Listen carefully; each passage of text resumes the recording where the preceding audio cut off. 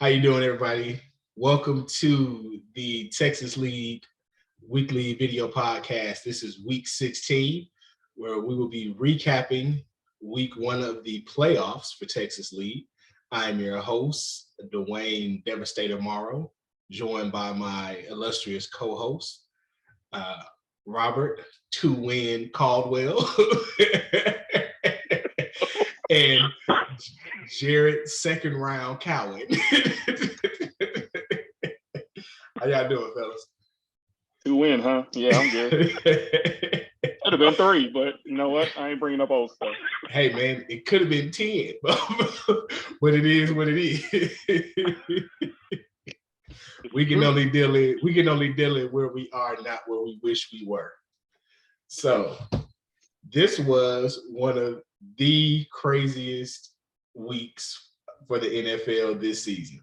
And it all started with a Thursday night game between the 49ers and the Seahawks. Even though they lost their first string quarterback and their second string quarterback, the 49ers went into Thursday night with an opportunity to clinch their division and along with it a playoff berth.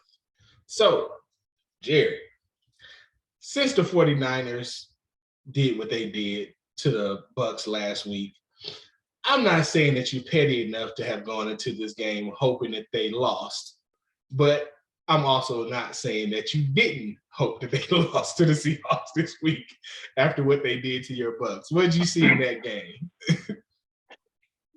I saw that Mr. Irrelevant is not relevant. With the amount of people that are around him, he got enough weapons that he can just be a game manager, a la Jimmy G, and keep getting them W's. You got Christian McCaffrey and George Kittle decided to show up this week. Even though Deebo Samuel was hurt, they came in and got the W. This is the George Kittle we've been looking for, we've been expecting all season long. Interesting that, so you guys know, number one, you guys know that tight end is probably my favorite position on the offensive side of the ball because of the opportunities for mismatch that it creates. But I always also say that tight ends are a young quarterback or a bad quarterback's best safety blanket. And so Mr. Purdy has seemed to figure that out because over the last few games, he has been feeding George Kittle, which I'm sure is making a whole lot of fantasy owners happy. He was the highest scoring tight end from a fantasy standpoint over this past weekend. 4 catches, 93 yards, 2 touchdowns. Had a day. But like you mentioned, it also didn't stop Christian McCaffrey for keeping things rolling on the ground. 26, 108 in the tud. Deuce, why do you think that we're seeing a regression from the Seahawks at this point in the season? You know, I think people put too much stock in Geno Smith. Obviously, he's a talented cat. You know, I didn't have really much faith in him when he was in college, but I mean, I appreciate that he's in the NFL because clearly, 2% of people even make it that far. So I give him props for making it. But I think I think his true colors are starting to show. His slip is showing, you know, to use an old Southern term, his slip is showing. So it's like, you know, he ain't who you think he is. He's exactly who we all know him to be in the past. He's just been riding a high over the last, 15 weeks or whatnot. I mean, I still think Seattle got the better end of that deal. The trade with, Wilson. They by far got the better end of that trade. Absolutely. But with going through so many running backs keep being hurt, coming back. Lockett's now out for at least a game because he had to get surgery on his hand. I mean, yeah, you still got DK, of course. But, I mean, if you only got one offensive threat or, you know, all you got to do is double. I mean, DK's still going to catch his catches, but that's not going to be enough. And their defense is choosing not to stop anybody now all of a sudden. So it's like, who can score the most points? If your defense isn't willing to stop that one last time, they're going to lose every time. I agree. Looking at these stats, right, it was still a one-score game. Seattle still had a chance late to try to get a score in a 2-point conversion to tie the game up. But you can't win the game with Geno Smith throwing the ball 44 times. Like, it's just not, that's just not going to get you there.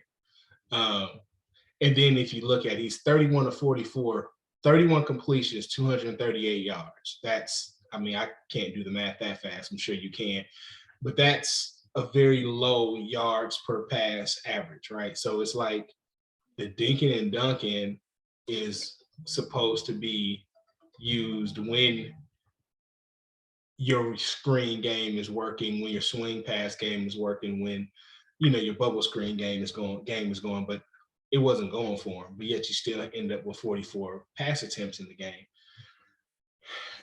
Just over 7.5 yards per right. yard. So you can't win with that in the NFL. No.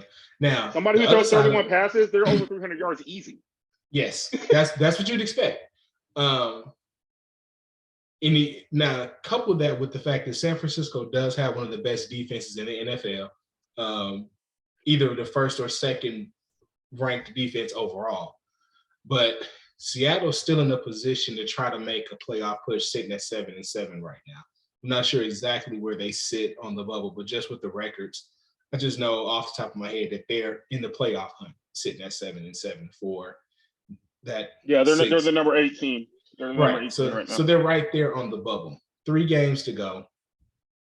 Do you think that they go out and pick up a veteran running back?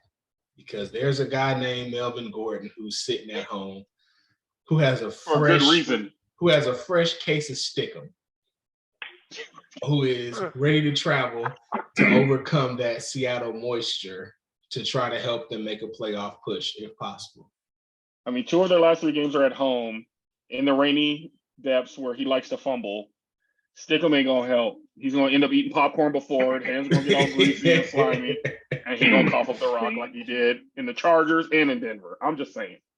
Oh, and against the Raiders. Don't forget. Oh, you're right. Don't forget. What you think, Jared?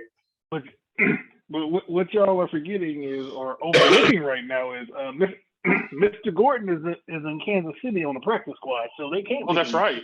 That's a good point. That's not true. He's making his AFC rounds. Any player can be signed directly from the practice squad onto an active roster. Well, let me rephrase that. He's in Kansas City. Who wants to pick up somebody known for fumbling? Well, they really desperate. They can, true. But I don't know if they want to pick up the king. They play Kansas City this week too, so that'd be kind of funny. Do you want to know how I know that any practice squad player can be signed directly to the active roster? That is how the Raiders ended up with Darren Waller 3 years ago. When we played the Ravens, one of the coaches for the Raiders said, "Hey, they got a practice squad tight end here that's pretty damn good." And the rest is history. Beat him up. But we know Melvin Gordon is known to fumble, so it's not like let's get the high upside guy. No, he's not the high upside guy. But if you're a player, right? Like Melvin Gordon, he wants to play.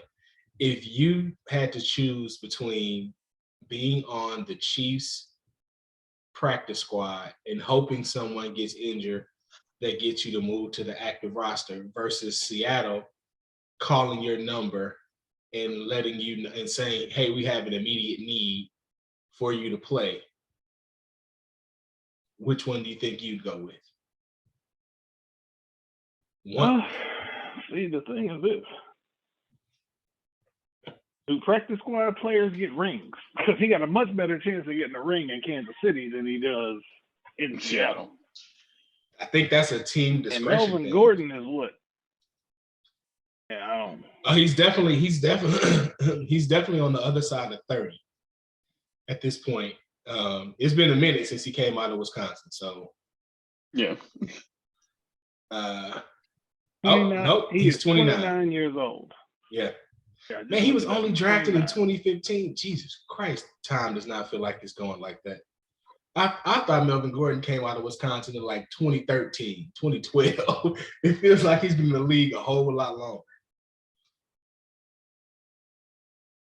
But I'm just saying, he's not the only one that's out there. if you're Seattle, your run game is not working. You cannot sustain throwing 45 times a game to win. You need a running back. So it'd be interesting to see if they make a move to pick up a running back this week. But on to the next game. So we had a triple header on Saturday. And boy. Good games. One of them did not disappoint. Jared, since Kirk Cousins is your quarterback, please talk to us about the Colts versus Vikings game, or I like to call it for this particular week, Things Fall Apart Volume 1. For Matt Ryan, anyway.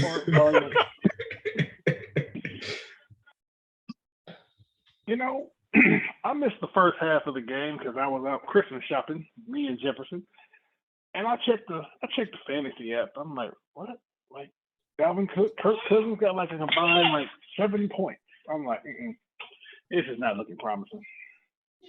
Then I get home in time to watch the second half, and Kirk Cousins and the Vikings just decided, hey, you know what? The first half we didn't want to play. The second half, we at home, we can't get embarrassed like this, and started to play. And then Matt Ryan had a flashback to the Super Bowl and said, hey, well, actually, you know what? I'm not going to put all the blame on Matt Ryan. I'll put the blame on the offensive coordinator, the defensive coordinator, and Dwayne's favorite coach to talk bad about, Jeff Saturday.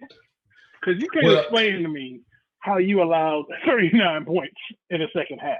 And the coaches, but Coach Saturday would agree with your assessment, because as he stated in the post-game press conference, there's plenty of blame to go around to different people on how this happened. I don't agree with that assessment. I know exactly who should be blamed. But anyway. The head coach. It starts with you, sir. You're supposed to be the head man in charge. Interim head coach. Interim. There's a reason why it's interim. And there's a reason why that interim will not become permanent. Yeah, that man got one win. How y'all let him get that win? Oh, that's right. It was against them Raiders, wasn't it? It wasn't. How y'all do that? Because we have a first-year coach. I know, not a first-time coach, but a first-year coach whose biggest mistake continues to be playing not to lose instead of playing to win. But anyway, we'll talk about that game later. But so fantasy-wise, what are some of the highlights that stuck out for you at the end of once this thing was all over, said and done, and the Vikings had completed their comeback and clinched the NFC North division? From a fantasy standpoint, selfishly, that 64-yard screen pass, because I got double points on that. That stood out to me. I'm still trying to figure out. I really want to know how did the Colts defense just fall apart. Well, actually, the crazy part is they actually had a good fantasy day because they got a bunch of sacks and some turnovers in the first half. But the second half, they just decided to play just basura caliente. It's so bad I had to go to Spanish just so they know they were hot garbage. That's the only way to put that. Like when you give up that many points and a half, I just need to go to another language for you to understand how bad I feel about your performance. The Colts defense had 7 total sacks and 2 interceptions. Oh, they performed in the first half. In the second half, they might have got some sacks in the second half. Oh, they definitely got a couple of sacks in the second half. But they just didn't. Their defensive coordinator, 39 points and a half. Just go ahead and pack up your office, please. I don't need you to just. I don't know how far the walk is from the Minneapolis suburbs to the Indianapolis suburbs, but the whole team should have been on a march. If I was Jim Irsay, I would have told the plane, don't bring nothing home but my equipment. Every single person has to walk or find their own way. I don't care, but I'm not paying for a team to return that just had the worst collapse in the history of the NFL. You know, the Deuce. only thing that would have made it Oh. even worse. You mean if besides Frank Wright losing? was still You the mean coach. if what now? The only thing that would have made it worse is if Frank Wright was still the head coach. Because let us not forget who led the what I believe, if I'm not mistaken, was the biggest comeback. Wasn't it him when he beat the Oilers back? Was it like 93? I think it was I thought That is I very think that was the possible. biggest one before. 32. it I think, yeah. It was definitely the biggest one. The 32 points at the Oilers. You know what? That is. I still remember the look on my father's face. I'm serious. My father loved Warren Moon, like one of his favorite all-time players. And at the halftime of that game, he was like, Warren Moon. So he saw Warren Moon, both of Warren Moon's opportunities to go to the Super Bowl just fall apart. The Oilers and then the Vikings when Atlanta somehow, the last time Atlanta was on the right side of a storybook surprise win was when they went to the Super Bowl before they got decimated in the 90s. But yeah. So now Warren Moon is going to be his that's going to be an afterthought. Now the poor unfortunate soul that will always be associated with the two worst collapses in NFL history is Matty Ice. I was just going to say, what do you think is going through that man's head right now? The only thing I was sitting here thinking the whole time was, not again. This cannot be happening again. He had to be thinking, there's no way this is happening to me again. Twice in a career. But you could see it in the fourth quarter. The panic was setting in on him. No throws looked confident.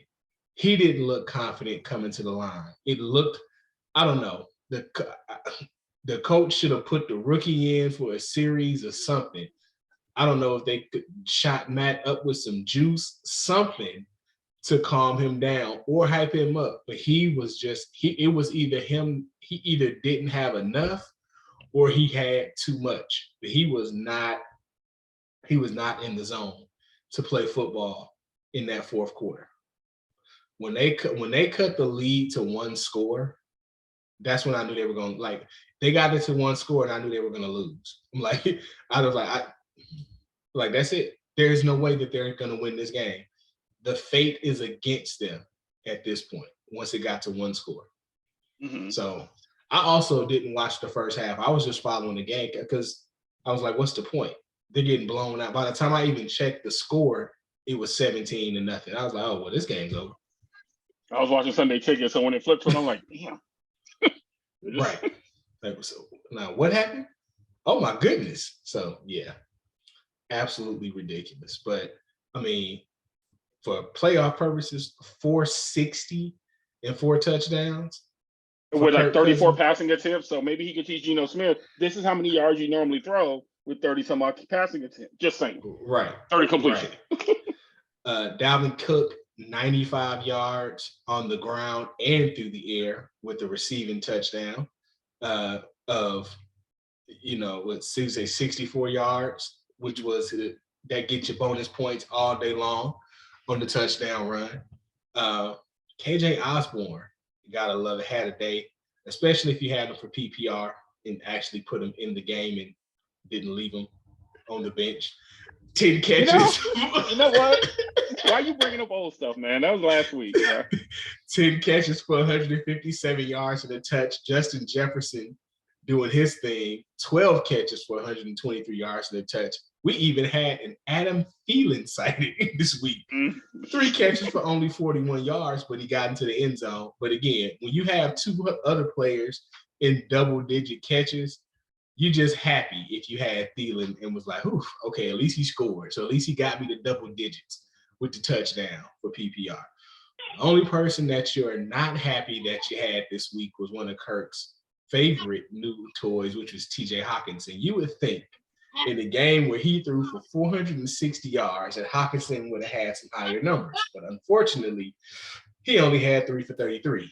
Because they were throwing the ball so much, he ended up in a lot of situations where he was doing extra protection and max protect for blocks. So he had to do that other function for tight ends. But in the end, the Vikings got an amazing W, an amazing story, and they are headed back to the playoffs in another first round exit. But we'll deal with that when we get to it. So, all right. Just want to touch on the Eagles versus Bears real quick. You had Jalen Hurts versus Justin Fields. The Eagles get the win, and Jalen Hurts has yet again another great all-around game. 315 yards through the air, 2 interceptions, no passing touchdowns. But you don't care about that if you got Jalen Hurts as your fantasy quarterback, because he scored not 1, not 2, but 3 times on the ground. So if you were facing a wide receiver or a running back for the Eagles, you're very happy that Jalen Hurts decided to do it for himself. On the other side of the ball, though, we had young Justin Fields, who only had 152 yards through the air, but he did have 2 passing touchdowns, who also went for 95 yards and who hit the 1,000-yard rushing mark for the season, 3rd quarterback to do that, joining Vic and Lamar Jackson as the only quarterbacks with 1,000 yards rushing in the season. And he stated after the game that he is definitely shooting for Lamar's all-time quarterback record, which I think is like 1,250, 1,260, something like that. So we'll see if the kid can get there. The Bears obviously out of playoff contention at this point, but they have found their quarterback. I know there were a lot of questions around Fields, and I'm not going to go into the race aspect of that, which always seems to hang over Black quarterbacks as they come into the NFL, about whether or not they can handle it. But I do want to go back and touch on a quote that's been floating around. It's a false quote that's been floating around the internet, but I think it's appropriate, seeing as the fact that the quarterback drafted in front of him is now in a fight and is only starting because of injuries. The Jets could have drafted Justin Fields, and apparently he was pretty high on their draft board. They went with Zach Wilson. How could you have looked at the two of them with their programs coming out of college and said, yeah, we're going to take that guy over Justin Fields? What do you think, Dukes? Well, I'm not really high on the Jets, so clearly their intellectual capacity isn't where it should be. I think what they did was an old game, like pin the tail on a donkey. They put a blindfold and spin you a couple times and throw the dart, and then that's who they drafted. Right, exactly. That's what they did. Just see what happens. That's how they got him. They're like, oh, okay, well, I guess we're not getting Fields. All right, then. This seems like a good idea. That sounds like what the Jets front office be doing. Four quarterbacks taken in that top 5 of that draft, if I'm not mistaken. Lance, Wilson, Fields, and who was the 4th one I'm missing, Jared?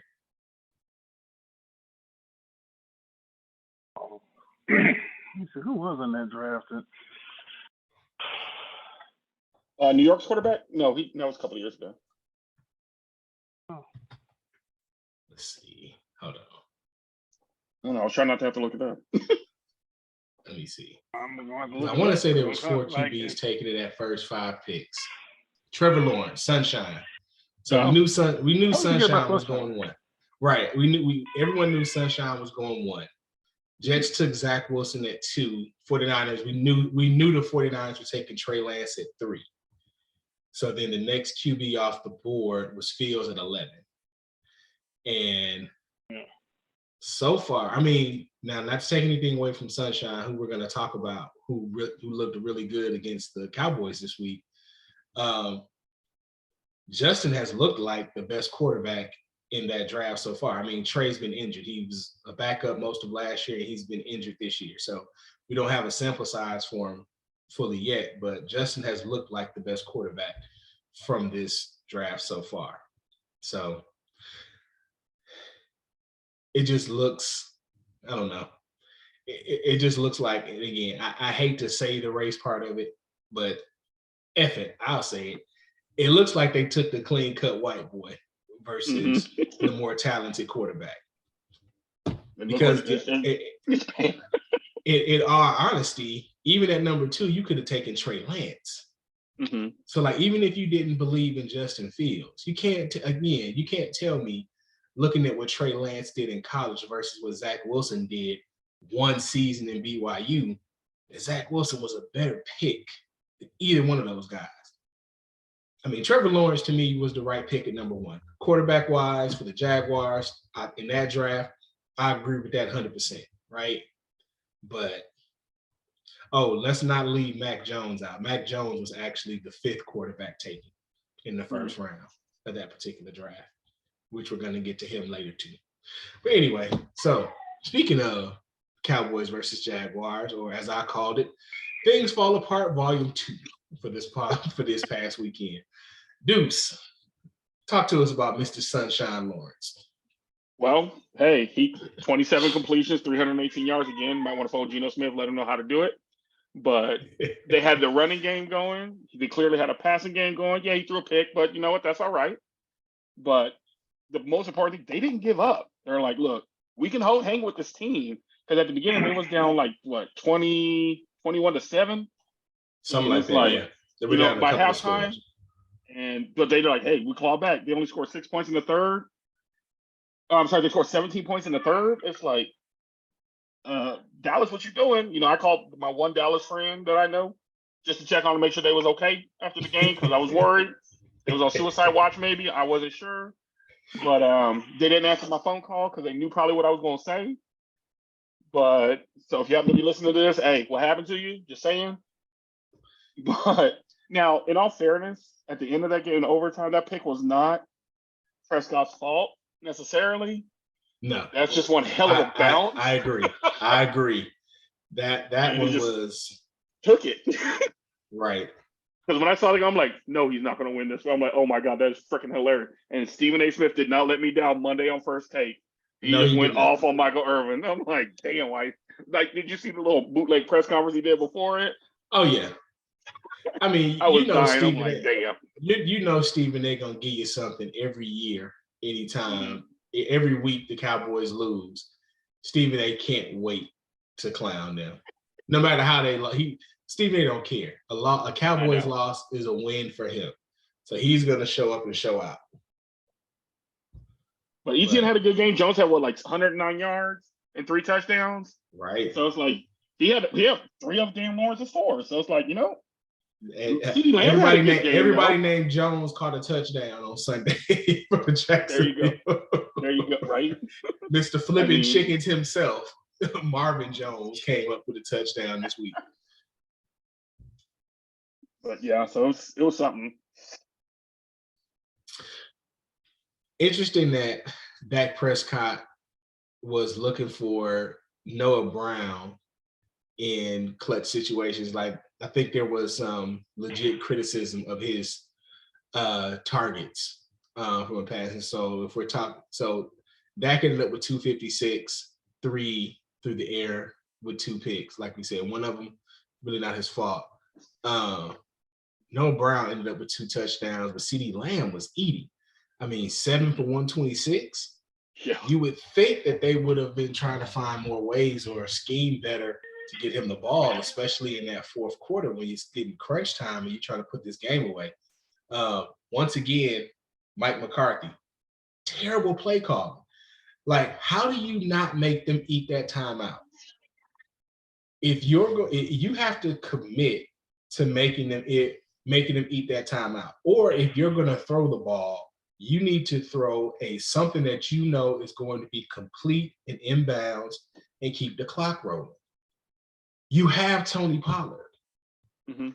You have Tony Pollard on your team who is great in space with the ball.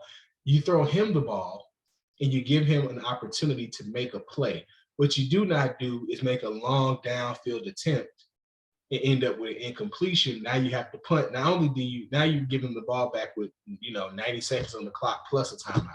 So they did everything they could. But then Mike McCarthy continues to show that, as Mook loves to say and other people have also said, that he needs to play more video games because you have to learn how to manage the clock when you play video games. I don't care if anybody else says anything bad about playing Madden. At the very least, you learn how to be more aware of the damn clock. Yeah. And you understand better about situations and how teams can screw you over with crazy last minute plays. So the only good thing for the Cowboys is they had a chance to clinch a playoff spot with a win.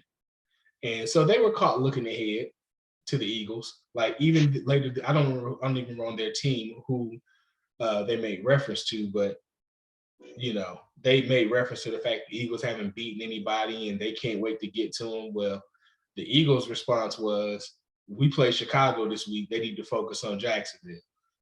Well, the proof was in the pudding because the Eagles went out and won a tough game and the Cowboys got caught peeking ahead. And now they really don't have a chance to, they really don't even have a chance to try to fight. I mean, mathematically, do they have a chance? But do we think that the Eagles are going to lose out and the Cowboys are going to win out to give them an actual chance to win the division? Unlikely. So, I mean, that loss essentially dropped them out of the chance to win their division. And so they pretty much have a date with the NFC South division champ, which no one seems to want to win. So, hey. So speaking of the NFC South, we're going to come back to the Titans Chargers. Let's go ahead and talk about the NFC South, the division that no one wants to, one of the divisions that no one wants to win. Bengals versus Buccaneers. Jared.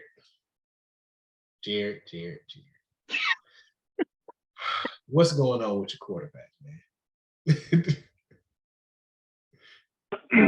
I don't know if it's necessarily the quarterback or the play calling because they came out on point in the first half, and in the second half, I've said this before, I think that they tend to have this, they come out with a good game plan that's scripted, and they have plays and got it all planned out. Get to the second half and fall apart. They did the same thing when they played the Ravens. They came out good in the first half, second half fell apart.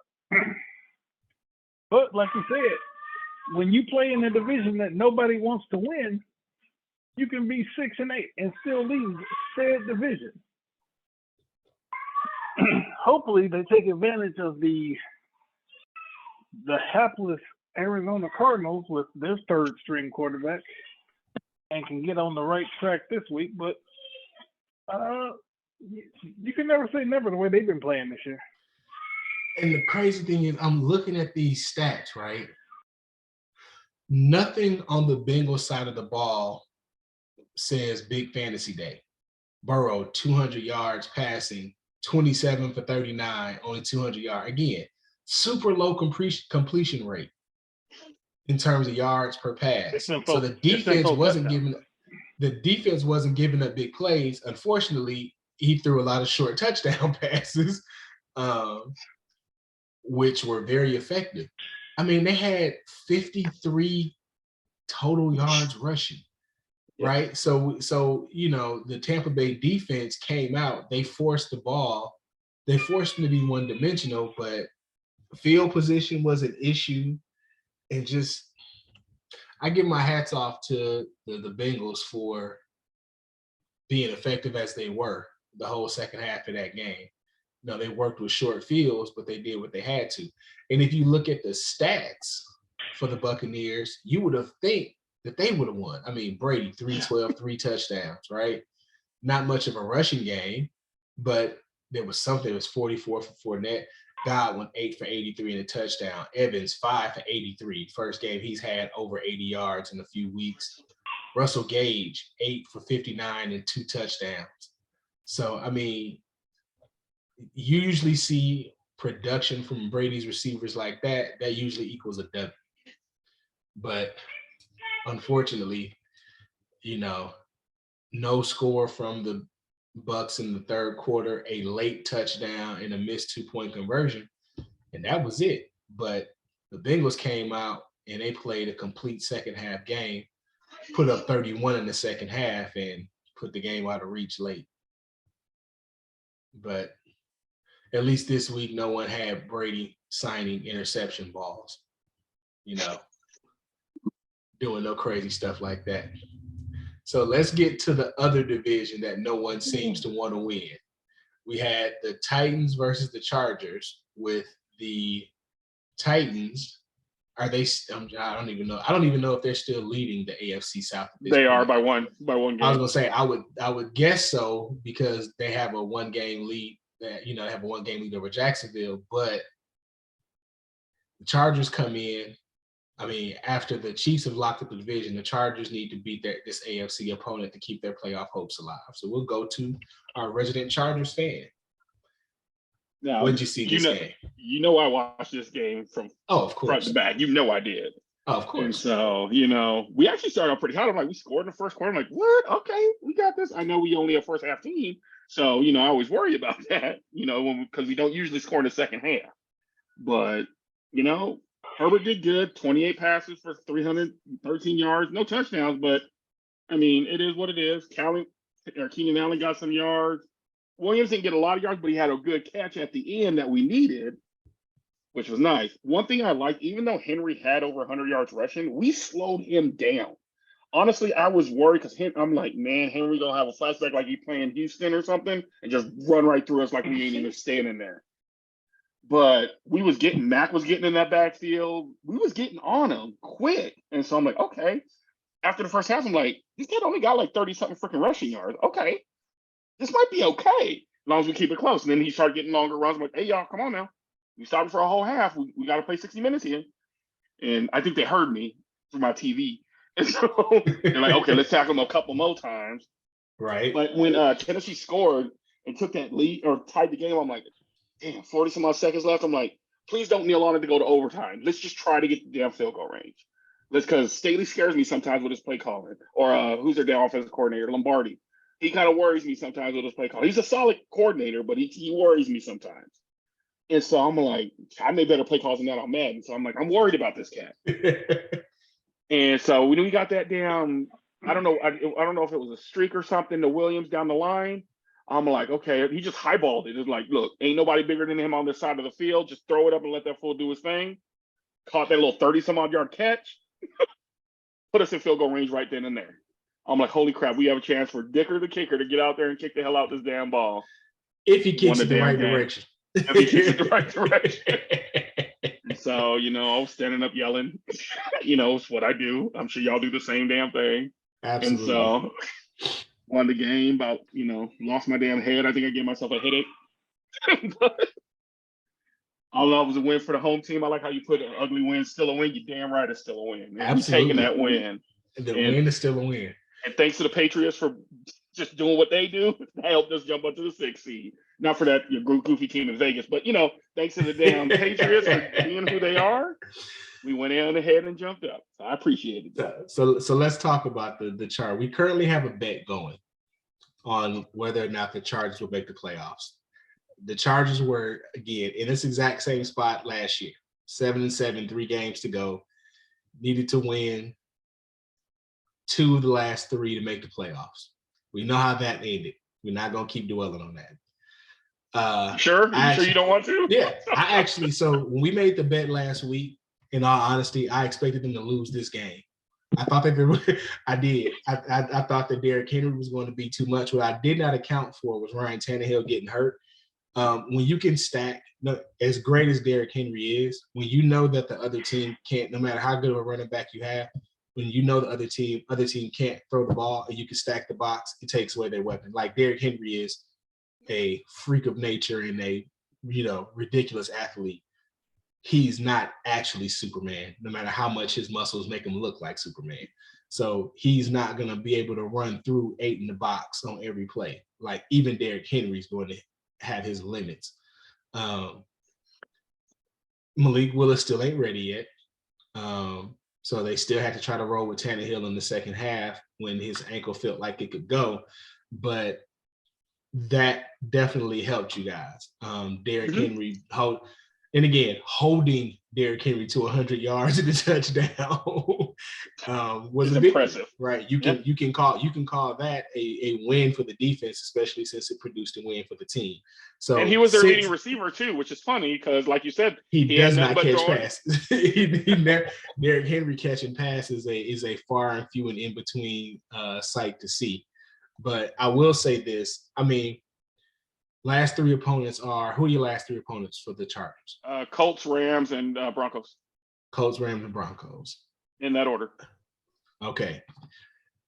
You're not going to want to hear this. The Colts are going to beat the Chargers this week. Why? They ain't got Fred Taylor. You mean number one, you mean Jonathan Taylor. Jonathan Taylor, sorry. Same thing. But Zach, did you see how Zach Moss looked in that game? Yeah. Zach Moss is still a great. This is why they traded for him. He's still an effective running back.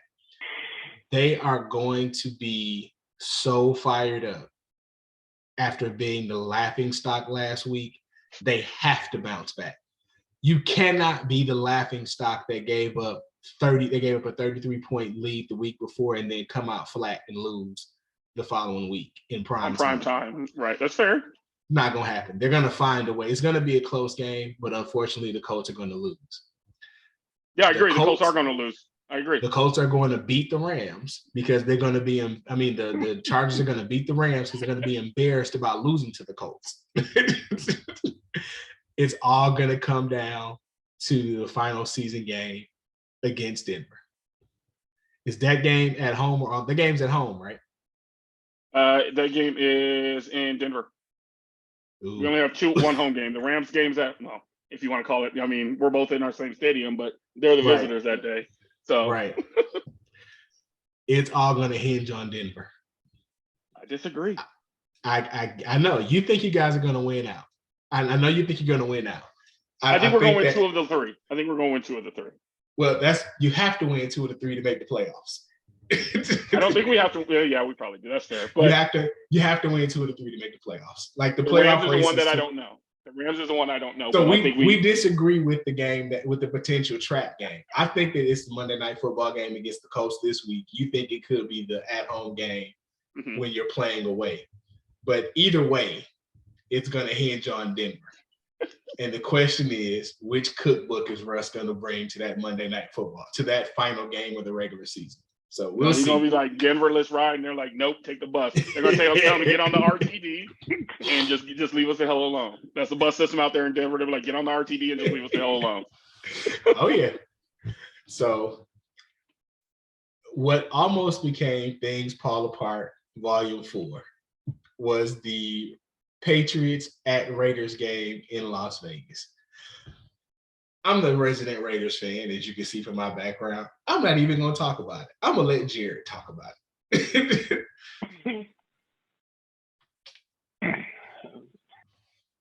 What is there to talk about? The Patriots shot themselves in the foot with stupid play calling. Well, that wasn't even play calling. That was just stupid. Yeah, it's just stupid. Because I know that wasn't called on the sideline. It couldn't be. You can't tell me Bill Belichick said we're going to toss this back. No, he didn't. But you know what? Jacoby Myers did go into the press conference after the game and clearly say, that's on me. So like I said, that was just stupid on him. But, the Raiders had some players come back healthy. Waller made an appearance. And, if I'm not mistaken, who else came back? Didn't the wide receiver also make a return in this game off the IR? Erden Renfro did make it back, yes. Yeah, so, they're getting healthy at the end of the season. That's the best time to get healthy. Amen. So, Keelan Cole with that catch that from the TV angle, like his toe was out. But you know what? I'm not the official. I didn't look at the replay that they had. But, from the angle on my TV, like his toe was out. But they said he was in, so he was in. There have been enough pictures, videos, etc., to hold up either side of the argument. So I'm saying this as a fan and then as an official, right? As a fan, it helped my team. So all the other shit you're talking about, I don't really care about, right? Let's just start there. as an official, when it comes to replay, there's 3 ways that a call can be done when it comes to replay. It is either stands, which means the original call, there's not enough evidence to overturn. Confirmed, which means there's enough evidence that we clearly know we got the call right as it was made on the field. Or overturned, which means there is clearly evidence that we got the call wrong on the field. Had that catch or non-catch been called incomplete originally, that's the way it would have stood after the replay. But it was called a touchdown. It is one of those things that is tricky about the rule, but about the letter of the law. Yes, it's a technicality, but in this case, the technicality of it matters. That's why they said it stands as called, because what they clearly stated and what the NFL released and the head of NFL officiating said after the game is that there was no visual evidence to overturn the call as it was made. So I don't think this was a makeup for, the Tuckaroo game as all the other stuff. I mean, that game is always going to be what it is. This game is not as high stakes as that game was, unless you're a Chargers fan, you're very happy about that. And also, if you're a Raiders fan, you're happy about it because it's a win. After we dropped a game last week that we should have won easily after having to jumping out to a big lead, this game is another game that we should have had easy, right? I don't know what happened to our damn defense in the second half where I don't know if they thought Ramondre Stevenson had on a Raiders jersey when he was running the ball and they just didn't know where he was to tackle him. 19 carries, 172 yards. This man damn near averaged 8 yards a carry. We're used to doing that to people, not having that done to us in terms of running the ball. Like our suspect ass secondary, fine. We'll give up some passing yards, right? But just giving up chunk run after chunk run like that, we got to fix that. And we have another dynamic running back we're facing this week in Najee Harris. So, that's definitely a point of emphasis. But Mac Jones, 13 attempts, 112 yards. This game, when Derek Carr threw that pick 6 at the start of the third quarter, that turned the game around because at that point we were rolling, right? We were rolling 17-3 at that point. So that put them within 1 score, and we really just couldn't get back on the board until the end. Ending of the game was one of the funniest things I've ever seen in my life.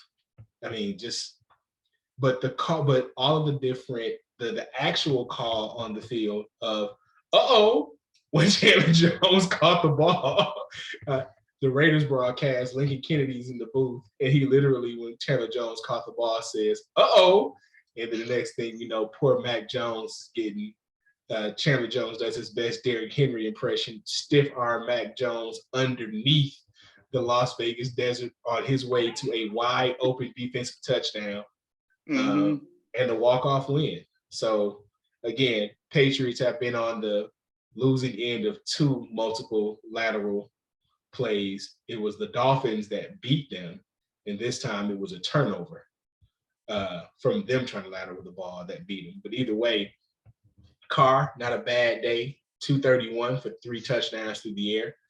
Not happy if you're a Devontae Adams owner, 4 catches for only 28 yards. He had a few more targets. He had 9 targets. So, but they were clamping down on him. The defenders were all over anything that was coming Devontae's way. So, but in the end, got the W and we roll on. So, we'll touch real quick on the Giants versus Commanders game because I know we've been taking our time with these NFL games because we don't really have a lot of games to break down. But Giants versus Commanders. Let's jump to the end of the game. Number one, it didn't end in a tie, so it was already a better game than we had before. Deuce on that it would have been final funnier if it possession. did. Oh my God, I really wanted it to.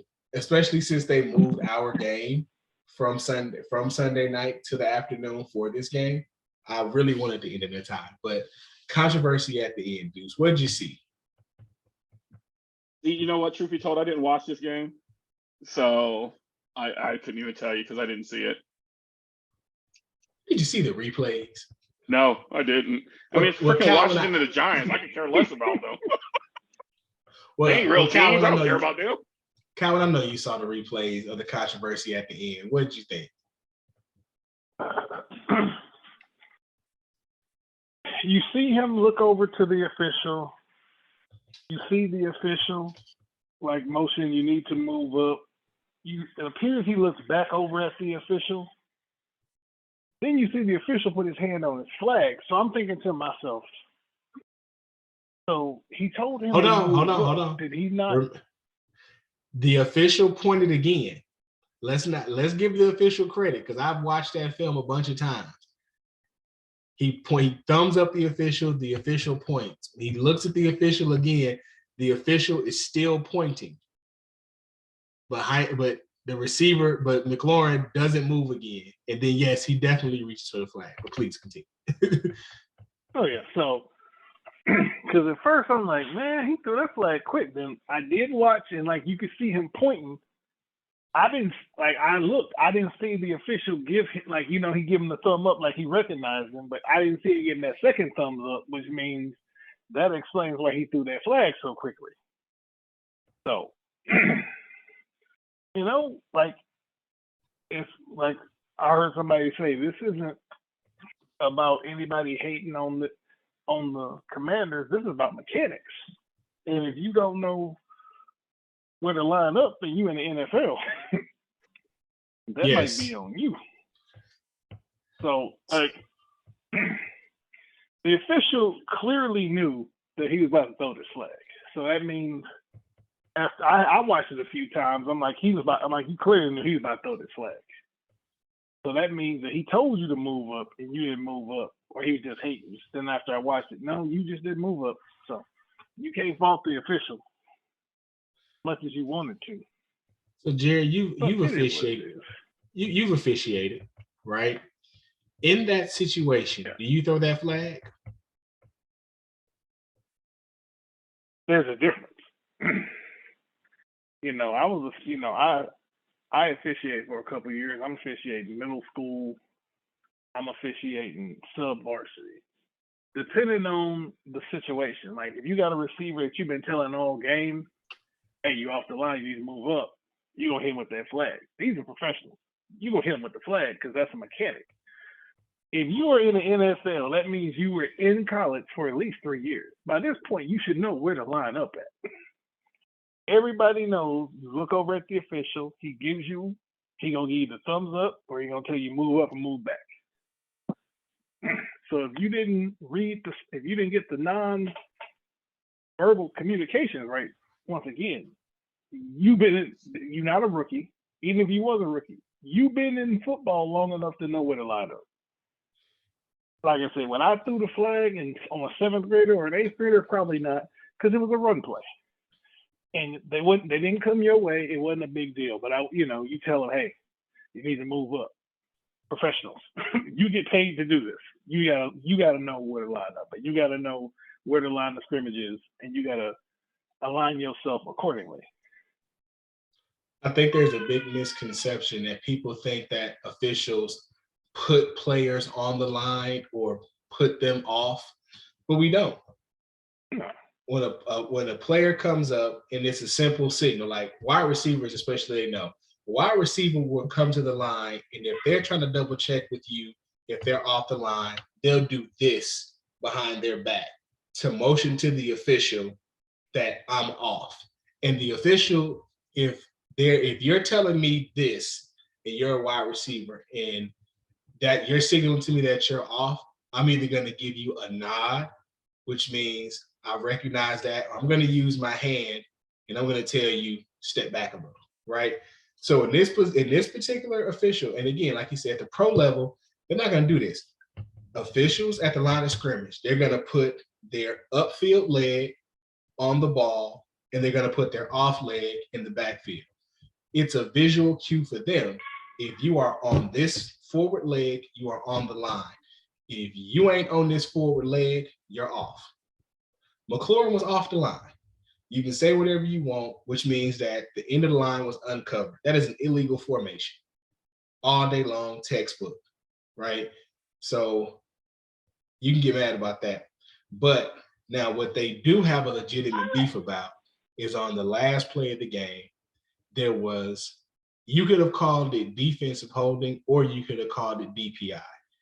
But this is not like basketball. There's a misconception that referees, quote unquote, swallow the whistle at the end of games, right? Basketball officials will tell you that that's not actually what happens, even though we can see it and it is. Football officials, we don't operate like that, right? If it's a foul in the first quarter, it's a foul in the fourth quarter. They missed a call. There is no let them play when it comes to restricting a receiver, grabbing a receiver, holding a receiver. There is no hand fighting. If two players are equally fighting for position, you let it go. But you had what's referred to as a material restriction of the Washington receiver trying to get to the ball. Washington should have had one more play at least. They should have been awarded a first down on a defensive pass interference or defensive holding. Either one could have, because he was grabbing them before the pass was in the air. He was on that boy's back like a cape when the ball was in the air. So you should have had a DPI there. So Washington has legit right. Now, the only thing that I tell them that where they can go, say whatever is, you're not guaranteed to get the 2-point conversion that you need in that situation. So if you're down 7, sure, you can say that we probably had a sure thing, even though extra points are also not a sure thing in this game. So, but I will say that they did have a legit gripe that last play was not officiated correctly. So, but unfortunately, it's the NFL and we don't get do-overs. So, sorry, Commanders, but you're still alive in the playoff race. So, you got 7 wins, 3 games to go. You're still alive. Go win out and prove them wrong. It is what it is. All right. So that being said, now that we have taken a look at all of the wonderful and lovely NFL games for the week and their impact, let's see how our first round of the playoffs came out with our league. If I can find the doggone. See, this is what happens when they give you an update. They move stuff around on you. All right. In the first round matchups, we had the matchup of Stairway to Evans, one of our co-hosts, versus Armed Rodgery, who was rolling along in a first or second place spot and seemingly looked headed for a bye until the last 3 weeks of the season when things kind of fell apart at the end. So, Dr. Deuce, what gave our illustrious co-worker his W this week? Our illustrious besides the fact last week when I said I ain't even worried about this game, Cowens winning hands down, because that's kind of what the score looked like to me. I'm just saying, I threw that out there. I don't know, maybe the damn near 50 points by Kirk Cousins all in the second half. I mean, it's a little hard to say because I don't think he had more than 3 points in the first half. Like Cowan was saying, him and Jefferson out doing some shopping, and he's like, this ain't looking very good. And all of a sudden, I'm like, Cousins are like, don't worry, Jared, I got you. I was messing around the first half. I was playing Call of Duty because it just dropped not that long ago. Me and Colin Murray were doing our thing. And so after halftime, though, the game was over. And so he could actually come out and play.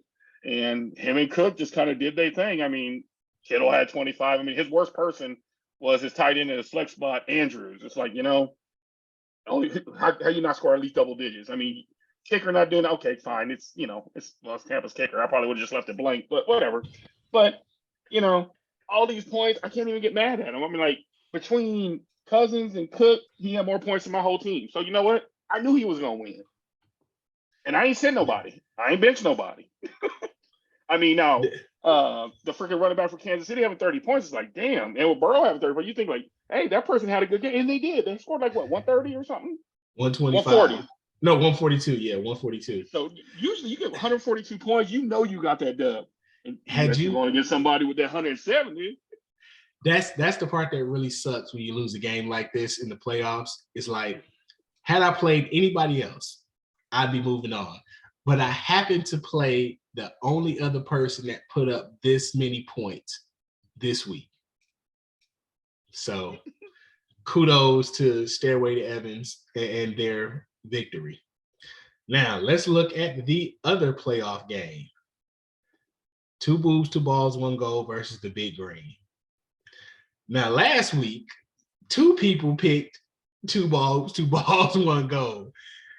2 people picked the Big Green. Only 1 person said that 2 boobs, 2 ball was going to win by at least 10 points. And that person I don't remember that. Oh, don't worry. I went back and rewatched the episode just to make sure that I said what I remembered I said.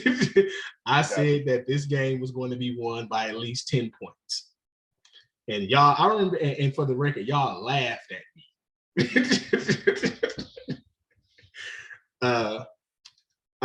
But in this case, like, it came down to, of all people, Dawson Knox having the game.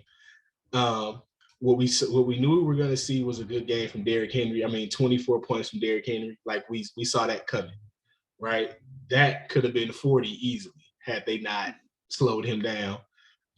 So yet again, here you have this game where you put up solid points as Big Green. So if you're looking at you like, it's not that I just got blown out. It's just that here and here. So quarterback, 13 points, tight end, 12-point difference, and there's your season ender right there. So, kudos to the Big Green for doing a lot better job of defending her championship than the Rams have done with defending theirs. At least she made it back to the playoffs this year, right? She didn't just sit on her couch. She fought all the way to the end of the season to make the playoffs. But unfortunately, she will not become the second member of our league to go back-to-back with victory. So congratulations on your reign, Meredith and Big Green. But unfortunately, it will be coming to an end in a couple of weeks. So that gives me a 100% percentage going into the second round of the playoff, and that gives you two a 50%. Look at Debo doing math. I know, right? Paint by numbers. That gives you both 50% going into the second round of playoffs. So let's take a look at our second round matchups. Stairway to Evans versus Company Man. Deuce. Stairway to Evans and Company Man. What do you think? I already said Stairway to Evans is winning the whole thing, so I don't even know what there is to talk about. Oh, I said that last week. You said Stairway to Evans and Big Green were your championship. I didn't know if you. I don't remember you calling Stairway winning the whole thing, but if you say so, I know you had Stairway winning the whole thing. But what makes you confident about this matchup when you look at it? Kirk Cousins against New York. I'm confident that Kirk Cousins, hopefully he doesn't take a whole half off like he did last time. I think he's going to be more consistent through all 4 quarters and not just throw for 400 yards in the second half. I believe they're at home this week. Yeah, they're in Minnesota. I believe that game is in Minnesota, yeah. Mm-hmm. And I'm worried about Tampa Bay and Arizona. Now, honestly, Arizona's trash, and I get that. But Tampa Bay has been inconsistent on what they've been doing. It's kind of like Jared's saying, it's like that is so it's polite. The play calling. That is so polite. I mean, personally, like I know how Cowan used to clown, like if you got a Chicago Bears on your roster, sit them. That's kind of how I feel about Tampa Bay. If you got somebody on Tampa Bay on your roster, you just might as well sit them. Because if you're looking at it for fantasy points, they might not be who you think they're going to be. I like how he had Fournette on the bench. That's probably actually I would probably play Fournette in this game against Arizona. Goodwin, I don't know, but I'd probably play Fournette. I'd probably put him in. Damn, I'd actually switch Kittle and Andrews, and Andrews ain't doing nothing this year, so just let him wait till next year and just put what's called in your flex. Before naming Yeah, I your flex. agree. That's what I would do. As Lamar Jackson goes, is Mark Andrews. No Lamar Jackson this week. If Lamar Jackson is out, I would definitely sit Andrews, which means that Andrews is probably going to have 180 yards and 3 touchdowns since we clowned him on the podcast, because that's always how players, I don't know how they hear our little podcast and then decide Somebody we're going to show listening. out. But I'll show these fools. right. The way Kittle's been playing versus the way Andrews has been playing, I think it's a no-brainer. I do think that Stairway to Evans has some better options for that flex spot. But I do like Mahomes on the other side. I mean, I think it's going to be this is not going to be a blowout. This is not going to be a blowout. I think this is going to be a tight game. Does anybody play on Monday? Nope. The kicker. San Diego. Man, if it comes down to Dicker the kicker to either win or lose that game for them, that'd be freaking hilarious. Hopefully I'll keep calling it San Diego. Hopefully with the Chargers winning. Just to prove a point. But I like the Mahomes matchup against Seattle's lackluster defense. So, I mean, but Amari Cooper's at home. Is he? He is. Against New Orleans? Yes, yeah, he's probably going to eat. He's probably going to get some good points. He's going to break 1,000 for the season at that game. This position right here, I don't believe in it. I do, because he actually tried to hit him quite a bit the other day. I mean, he still got 10 points, but, I mean, he's starting to try and hit Ingram in the red zone a lot. He's become his little safety net in the red zone, or at least from the 10 down. He likes trying to hit Ingram in the back of the end zone.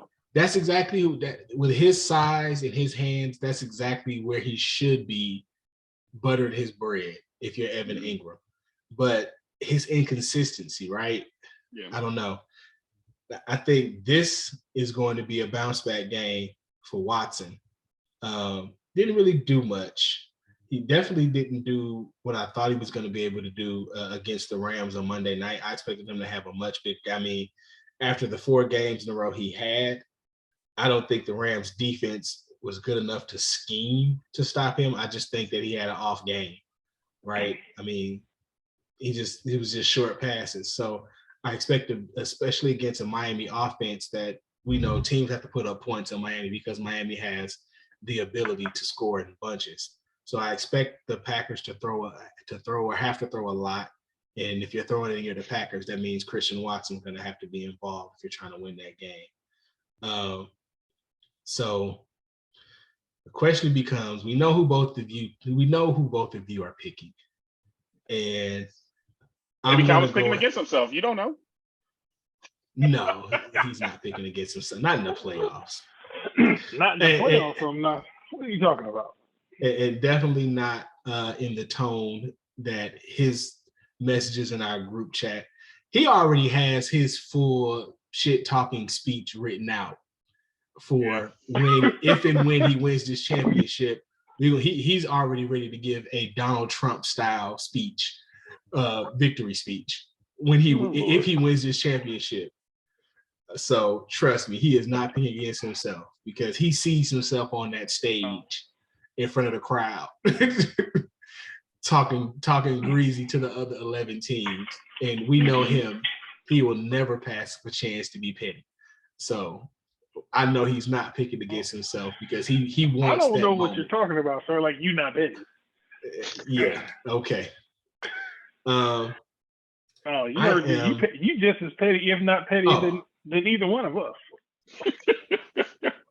I know. As an elder statesman, you set the example, sir. I know not what you speak of, but do we need to go to Twitter? Well, you gotta bring old stuff. Well, you tweeted talking about we got a new Raiders fan. Right? That's some pretty petty stuff, bro.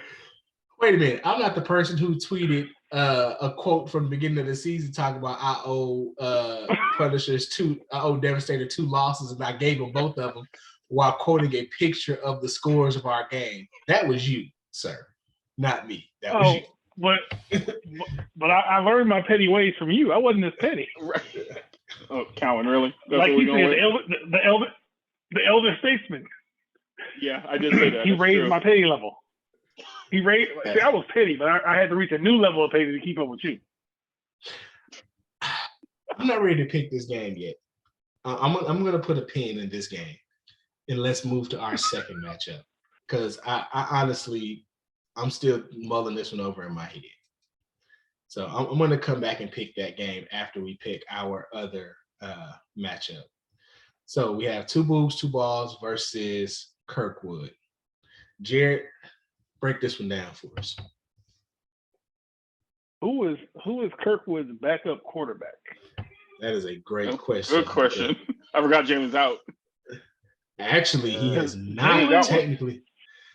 not technically ruled out at this point. Their coach today said he's not ruled out. He is definitely questionable for Sunday, but he has not been technically ruled out. And now, how Chris has let himself get all the way to the playoffs with no backup quarterback is an interesting strategy, is what I'll call it at this point. He said he don't need no quarterback to win. Since we here and it's not really gonna, let's just take a look and see who's out there at quarterback. Marcus Mariota. Nope, never mind. No, he ain't playing. Murray's out. Dalton is playing. I mean, you can always try Matt Ryan. Russell Wilson. Wilson, forgot about him. Mac Jones is out there. So is Zach Wilson and Baker Mayfield's out there. Brock Purdy's out there. Oh, there you go. I think this is who we're gonna see right here. I think we have Washington. That would actually be a good game. I mean, that might be a good matchup right there for him. I think we have our potential fill-in. I think tomorrow morning we're gonna wake up and see this gentleman right here off the waiver wire. Unless somebody, which is why we do not. I should try and go grab him just for fun. Well, no, we're in the consolation bracket. We're not going to do that. I might. I'm pretty petty. You are, as an elder statesman, you taught me too. So we're gonna let these nice gentlemen that are fighting for the championship have their way and have their opportunity. See, we're not that petty comment is the reason that Dwayne suggested that we lock people out. See. Yes, we had to lock the consolation bracket. That is exactly why I said consolation bracket teams. But this is also why we do not release this podcast until Wednesday morning after any potential waiver wires with a process, because we don't want to be accused of giving anybody ideas on who to jump out and steal in the middle of the night on the waiver wire. But I would suspect that we will wake up tomorrow morning to see Brock Purdy on Kirkwood's roster. As a just in case for Jalen Hurts in case he can't go. But please continue.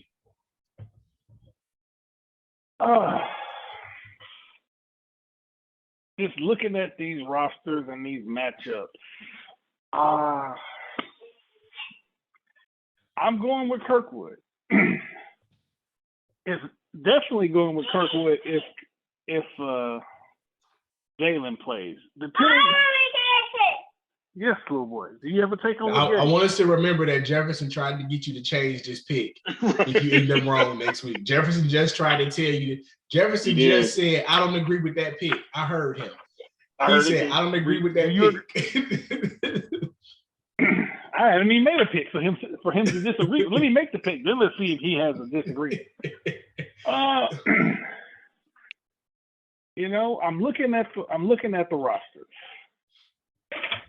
And as much as I'm not gonna say it pains me to make this decision, I think I'm gonna have to go with two boobs, two balls, one goal, because the uncertainty at quarterback. His team has been carried by Jalen Hurts week in and week out. If he doesn't play, we agree that Brock Purdy is probably the best quarterback option out there. I don't think he's gonna give him Jalen Hurts like production. No. CeeDee Lamb, he had a bunch of catches, some yards this week, but it's a division game. All bets are off. Yeah. Because last time Philadelphia played, I must say they did have Cooper Rush, so those stats might be a little off. But he had 5 catches for 68 yards.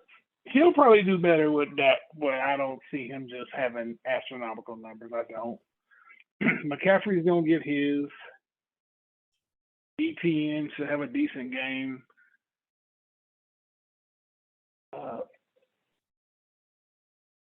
He needs one of these. A couple games with, he needs one of these type for of games. ETN. Yeah. And against that Jets defense, so the Jets defense isn't terrible. So that is the problem. Andre Stevenson down there, liable to go off at any time. He also needs one of these. He needs a repeat performance like this, but Cincinnati's defense is suspect. But again, this is surprising, right? Because he's put up 150 yards against two teams this year, the Raiders and the Lions. Both of us have suspect defenses, so I get that. Cincinnati's defense is not as bad. No, they're not suspect. No, he'll have a decent game. Like I said, the thing for me is you got Josh Allen versus Chicago. Josh Allen hasn't been putting up them 40-point games he once did. But I think that he'll still have a good, solid 20-point game. He's coming off a 40-point game. But he was cranking them out beginning of the season. He got one this past weekend because he threw 4 touchdowns. Chicago is not great. No. They've gotten better, but they're still not great. Adam Thielen, the way they were slinging the ball the last couple games, the Vikings come out, play horrible in the second half, say, you know what? We got to make some things happen. Just, these last 2 games, Kirk been slinging it crazy because the defense can't stop nobody. So Thielen could likely get some points. I think this is Mixon's bounce back game. They've been slowly getting him back in there. Seattle can't stop nobody. So, I'm gonna go with 2 boobs, 2 balls, 1 goal. All right, Josh Jacobs still had 93 and 12 points on an off day. So yeah, because even if that's all he gives you versus the Steelers, that's still solid fantasy production, right? So you're going 2 boobs, 2 balls. I am too. Again, I think this running back trio, Jacobs, Mixon, and Pacheco, just give that team the edge in terms of potential point production. So, like I said last week, any of these players, 2 or 3 of these guys have the potential to give you 20 points. So, right, so you had 12, that's 20 total. And then what did you get from Pacheco? You got 8. So you got 30 points approximately, right? They're just as likely to match that as they are to double that going into either week. So if you can count on double digits from those 3 positions, which I think that you can, looking at their opponents, and plus Josh Allen, AJ Brown, under the lights in Dallas, divisional game, after the Cowboys were talking smack to them last week, the Eagles might have been playing Chicago. The Eagles might not have made the mistake of looking past Chicago and dropping that game, but you better believe that they want to come out and make a statement that they ain't worried about the Cowboys, and the Cowboys need to worry about their own house instead of worry about the Phillies. So I'm also going to roll with 2 boobs, 2 balls, 1 goal. Deuce? I want to be the dissenting vote. I want to. I really do want to. But, damn, I want to. Chris, I'm trying, bro. I want to root for you, man. I really do want to give you this victory. But I don't know who your quarterback's going to be. I don't like Juju Smith-Schuster right here in your wide receiver slot either. He playing Seattle. Okay, he ain't stopping nobody. True. Yeah, I'm going to make a consensus. I'm with y'all. Indeed. Sorry, Mr. Kirkwood. And now I'm gonna go back and make my final pick from this Stairway to Evans company, man.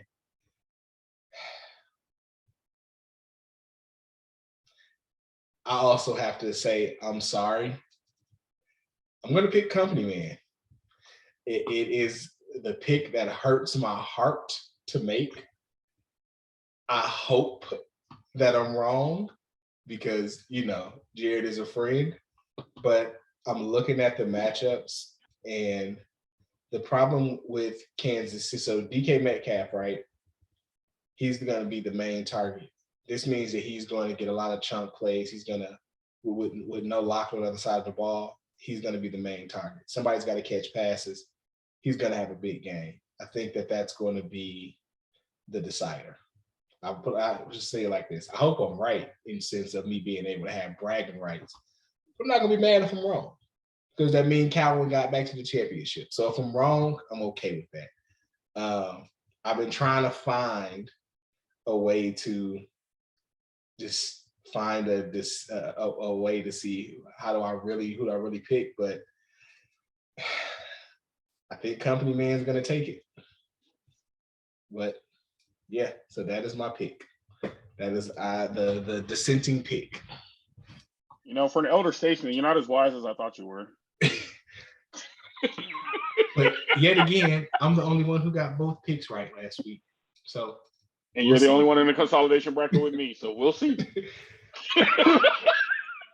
We'll see. Well, all right. This is our. We have 2 podcasts to go using this season. We will preview the championship game and then do an end of the season wrap up to talk about how everything goes. Best of luck to everybody in their matchups across other leagues. Jared, did you want to give a special shout out to our resident Commanders fan? Yes, I want to give a shout out to my cousin who proposed to his girlfriend tonight. He's joining the ranks of the married folk. There you go. I don't think he has anybody like Dwayne who volunteered him to come to a class on being a better husband, but that's all right. I think I still got my notes. Listen, man, we are believers in the fact that iron sharpens iron. So congratulations to our fellow Super Mario Cristobalin. We want to uplift him and his fiance and wish them well on their journey as they go through these next steps in life. So that's the other side of being an elder statesman. Sometimes you got to put people in a place where they can get some knowledge, even if they don't know that that's what they're there for. So that's how we pass it on, how we mentor. Sometimes we ask, sometimes we tell. But it's all for the better good. So best of luck to everybody this week, and we'll see y'all next week.